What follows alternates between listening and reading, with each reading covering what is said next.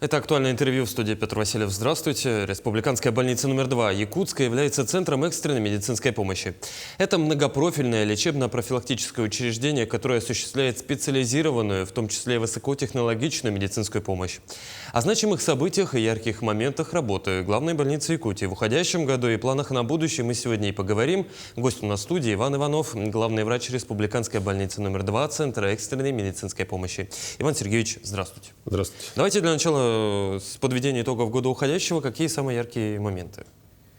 Ну, в первую очередь хочется сказать, что это внедрение, которое мы в этом году провели в своем медицинском учреждении. Это и мобильный хирургический центр, это и внедрение в части оказания медицинской помощи и экстренной плановой медицинской помощи.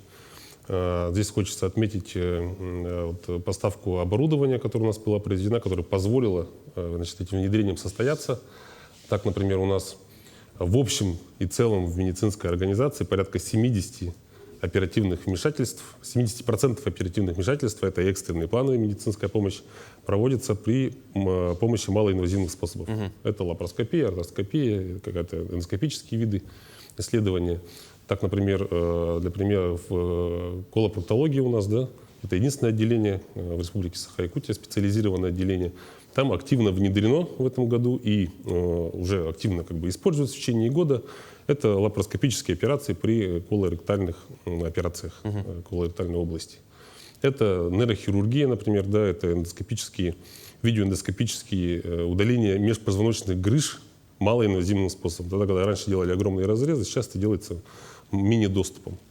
Это наши травматологи, ортопеды, например, при разрывах связок. Если раньше это делалось открыто, то сейчас практически в 100% случаях разрывы связок, повреждения связочного аппарата проводятся артроскопическими методами, оперативными методами лечения. Это наши сосудистые хирурги, вообще у них прорыв за прорывом каждый год. В этом году ювелирная работа. Да, они провели потрясающую операцию и активно внедрили это дело. Мы приглашали профессора с Москвы для внедрения данной технологии. Это технология при хронических окклюзиях коронарных артерий сердца. Прочищает сердце аппаратом ротаблатор. Скажу так, аналог данного вида оказания медицинской помощи – это открытая операция на сердце. Можно представить себе открытую операцию на сердце, когда разрезают грудную клетку, заходят, оперируют сердце. И тогда, когда мы заходим через сосуд и выполняем, в общем-то, ту же самую работу. То есть понятно, что все лапароскопические, артроскопические методы и малоинвазивные методы оперативного лечения, они сокращают срок госпитализации. То есть и для больницы это хорошо, и пациенту самое главное, что послеоперационный период, риски осложнений снижаются различные сроки госпитализации уменьшаются, нет такой болевого синдрома после оперативного лечения и так далее. То есть все проходит в более таком в легком формате, хотя, конечно, определенные трудности и умения со стороны медицинского персонала требуется. Иван Сергеевич, я понимаю, конечно, что немного неэтично выделять среди медиков, допустим, самую лучшую какую-то медицинскую операцию, но есть ли какое-то оперативное медицинское вмешательство, какая-то процедура, которая, так скажем, стала лучше в уходящем году, аналогов, которые нет на Дальнем Востоке, вообще в республике у нас никогда не делают? Точно могу сказать, что использование аппарата ротаблатор при окклюзиях хронических, такая операция не делается нигде на Дальнем Востоке. То есть делает только Республиканская больница номер 2 и больше нигде. Более того, хочу сказать, что в этом году мы самостоятельно впервые провели кохлеарную имплантацию. Это при глухости, глухоте. Имплант? Да, ставили имплант. Если раньше мы приглашали специалистов все равно, и они нам помогали проводить эти операции, то в этом году мы впервые, наш главный внештатный отоларинголог, заведующий отделением, провел эту операцию. И взрослому пациент слышит. Более того, мы провели, тоже силами главного внештатного отоларинголога, провели операцию ребенку в первом республиканском учреждении. Это те вещи, которые не делаются нигде. Но по видам оказания медицинской помощи, лапароскопической, почему я делаю такой акцент на эндоскопию, лапароскопию, видеоэндоскопию? Потому что данные виды оказания медицинской помощи, вроде бы заболевания старые, но способ оказания медицинской помощи, он совсем другой. Да, он позволяет как-то более щадяще это все проводить, все эти оперативные вмешательства. И большой акцент мы делаем именно вот на данный вид оказания медицинской помощи. Иван Сергеевич, в этом году провели еще и долгожданный ремонт в больнице. Где проходил, в каких отделениях, что изменилось, самое главное? Ну, хочется сразу сказать, что текущий ремонт в стенах республиканской больницы, он не прекращается. То есть он идет всегда. Да, он всегда как идет. любой ремонт. Когда мы закончили в одном месте, мы переходим в то место, где мы там года 3 делали назад ремонт, и он постоянно у нас вот ремонт курсирует. Но особо хочется отметить, что в этом году мы провели такой очень хороший капитальный ремонт в отделении реанимации. Вот это было прошлый год, начало этого года, общей реанимации. Там, где у нас вот постоянно 30, 32, 35 больных находится тяжелых, мы с всей республики больных тяжелых собираем. Мы провели, закончили уже все окончательно капитальные ремонты в отделении реанимации для больных с острым нарушением мозгового кровообращения, это инсульты различные, и острым коронарным синдромом, это инфаркты. То есть вот эти три отделения у нас прямо такой масштабные ремонтные работы были проведены. Помимо прочего, в этом году мы заканчиваем ремонт одного из блоков операционных, там 3 зала операционных. К сожалению, невозможно больше взять одновременно ремонтных площадей, потому что количество операций не снижается, только увеличивается, и нам площади идти нужны, поэтому приходится как-то вот так каскадно потихоньку идти. Вот. Наконец-то мы отремонтировали первый этаж, заканчиваем ремонт, и у нас грандиозные планы на следующий год. Ну и помимо прочего, еще хочется отметить, что мы капитально отремонтировали эстакады. Эстакады, да. Вот теперь у нас как бы эстакады в полном порядке. Одна из эстакад вообще полностью функционирует. То есть никаких причин для того, чтобы там не возить пациентов и так далее, на ближайшие годы уже такого не будет. Поэтому планов много. На следующий год у нас тоже достаточно большое количество квадратных метров запланировано для проведения капитального ремонта. И забыл отметить наш ожоговый центр, который находится вот в соседнем здании, на Феликса Кона. В этом году мы провели масштабные ремонтные работы во взрослом отделении. То есть до этого было детское отделение, сейчас у нас взрослое отделение подошло. Мы закончили там работы, и смена окон, потолков, стен, дверей и так далее. И в том числе их реанимационное отделение. Реанимационное отделение ожогового центра. Поэтому сейчас, конечно, условия пребывания пациентов значительно улучшатся. В общем, по всем фронтам. Да. Иван Сергеевич, предлагаю затронуть еще один новый проект — мобильный хирургический центр. Что это за проект, каких успехов он достиг?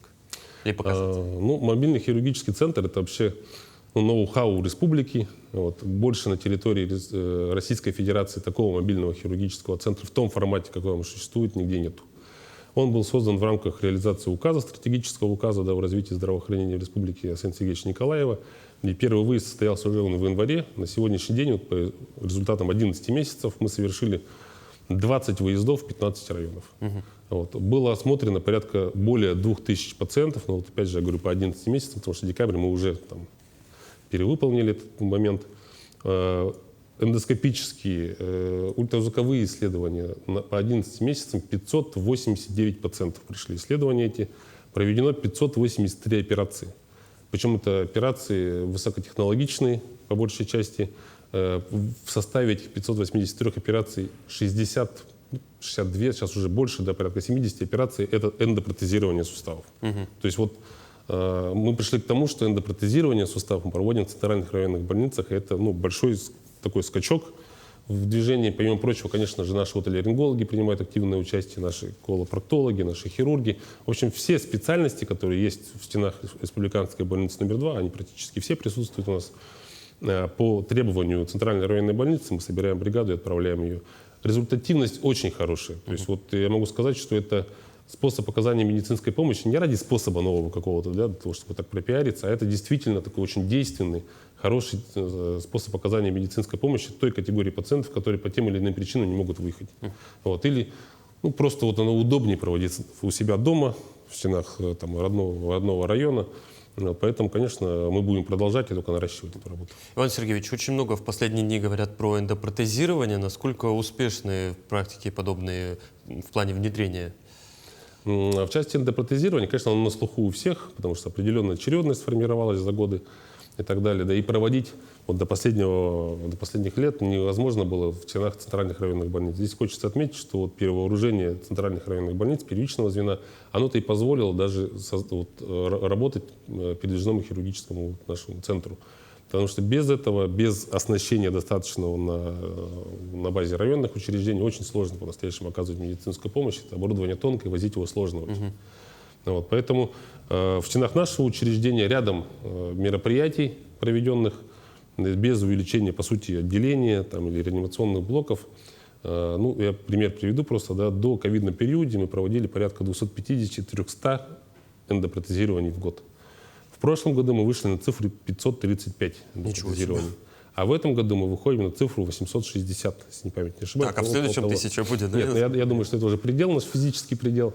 Вот, ну, это более чем достаточно. Из них 420 это колени, остальные это тазобедренные суставы. Ну, здесь ряд мероприятий был проведен. Во-первых, мы при переломах шейки, чрезвертельных переломах, тогда, когда раньше налаживали доротационный сапожок, отправляли домой, мы этих пациентов берем сразу на операцию. Вот буквально недавно у нас была прооперирована наша жительница, 101 год ей. Она сломала шейку бедра, и мы вот 101 год, противопоказаний возрасту нету, мы прооперировали ее и поставили эндопротез. Как она перенесла операцию? Ну, это мастерство наших анестезиологов, врачей, Слушайте, вы это врачей-травматологов. да? Поэтому, конечно же, большинство людей, это лица старше 60 лет. Понятно, что там есть свой букет хронических заболеваний и так далее. Поэтому я не говорю о стопроцентном оперативном лечении в первые двое суток. Но порядка 60-70% пациентов мы оперируем в первые двое суток. Вот, для того, чтобы потом их уже быстро активизировать, чтобы они встали на ноги и вернулись к своей обычной жизни. Иван Сергеевич, а вот все-таки эндопротезирование, там же, насколько понимаю, меняют различные составляющие, там, у сустава, у прочего. Откуда вот берутся эти самые протезы, чего производства? Если не секрет. Да нет, секрета никакого нету. Как бы мы проводим аукцион, там несколько у нас фирм-поставщиков, то есть они абсолютно разные производители. У нас российские производители, есть китайские производители, раньше были американские производители. Сейчас, конечно, американских производителей уже нету. Сейчас больше российских мы ставим и китайских. Ну, там очень хорошие эндопротезы, они показали свою как бы функциональность и никаких осложнений, ну, ввиду вот какого-то производства ихнего там до сих пор замечено не было. Иван Сергеевич, ну что ж, в уходящем году сделано много. Какие планы в заключении на 25-й год? Ну, конечно же, у меня как у руководителя продолжить работу в учреждении в части улучшения качества оказания медицинской помощи. Это и ремонты различные, да, потому что я обязан за этим следить, этим заниматься. Это замена оборудования продолжающаяся. Да. Мы дальше будем менять оборудование, потому что экстренная медицинская помощь все-таки это не плановая больница, просто в части того, что у нас очень высокий амортизационный процесс идет. Оборудование не выключается. То есть те же там ИВЛ, наркозники различные и так далее, рентгенологическое оборудование, оно работает 24 часа, 7 дней в неделю, полный год, конечно, оно выходит из строя, приходит новое оборудование, которое можно внедрить для нашей работы. Поэтому, конечно, эту работу мы продолжим, будем только усиливать ее. Ну и помимо приобретения оборудования, внедрять, укреплять нашу базу и на благо наших жителей и республики продолжить свою работу. Ну, я думаю, это самое главное. Иван Сергеевич, спасибо, что пришли к нам в студию, ответили на наши вопросы. Спасибо. Это было актуальное интервью. До встречи.